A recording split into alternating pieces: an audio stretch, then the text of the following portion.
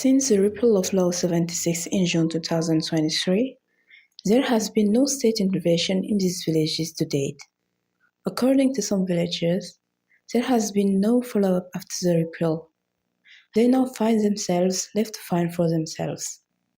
Alpha Bahi, a resident of the village of Jibalar, explains the difficulties facing his village and appeals to the state for help. Problème la ci dëkk bi amul benn poste ci dëkk bi parce que fii c'est un petit. We don't have a health post here in our neighborhood. I prefer to say neighborhood rather than village. The only health post is 5 kilometers from here, and it is the only one that serves us.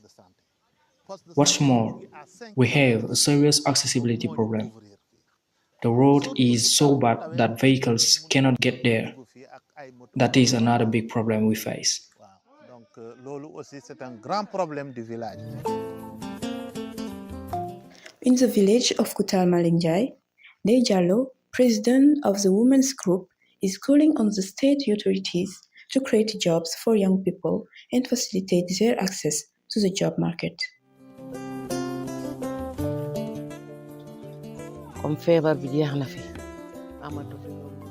Now that the disease is gone, we're just like all the other villages. It's time for the state to offer job opportunities for us, our children, young men and women. Everyone must be able to work to provide for their families. That's what we are waiting for, because we are no longer begging. With the repeal of the law confirmed by decree, we are simply asking for work, so that we can live like everyone else. Aïssatou Ndiaye, mayor of Ndiafat and member of the National Assembly, discusses the needs of the villagers of Kutal and calls for more effective monitoring and better support for these communities. Donc, ils ont besoin d'infrastructures socio-économiques, sociaux de base. Ils en ont besoin. They need basic social infrastructure. The commune would like to improve access to the village, but financial resources are lacking. So we need help from the state or NGOs to solve this problem. There are also problems relating to housing and land use. We have submitted a file to regularize the village and allow other people to live there, but it's taking a long time so far. The commune has done what it can, but the rest depends on the administrative authorities who must help us resolve these problems. It is also essential to create income-generating activities for women and young people. Since the law was repealed, it's crucial to support the village with viable projects. The president of Senegalese Association for the Fight Against Leprosy and Neglected Tropical Disease, M. Pape Mamadou Diagne, calls for improvements in various areas to support these villagers after the law is repealed. Donc, si vraiment l'État décide d'abroger cette loi, de facto, il va y avoir un programme d'accompagnement pour ces villages de reclassement social.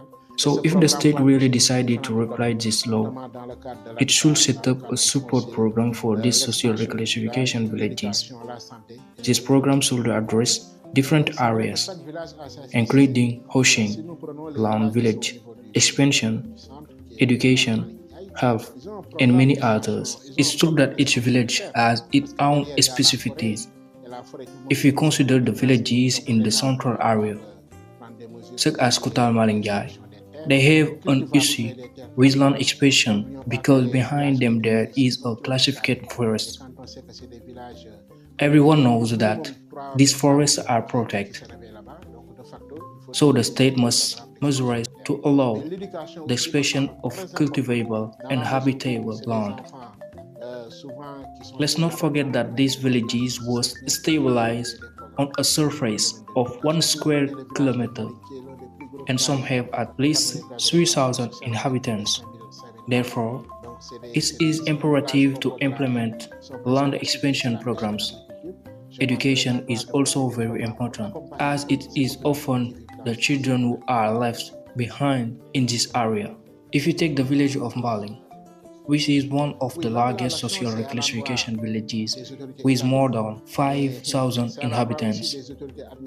It is a village by the sea where the main activities are fishing and agriculture. I believe the state should develop initiatives to support the populations living in these localities.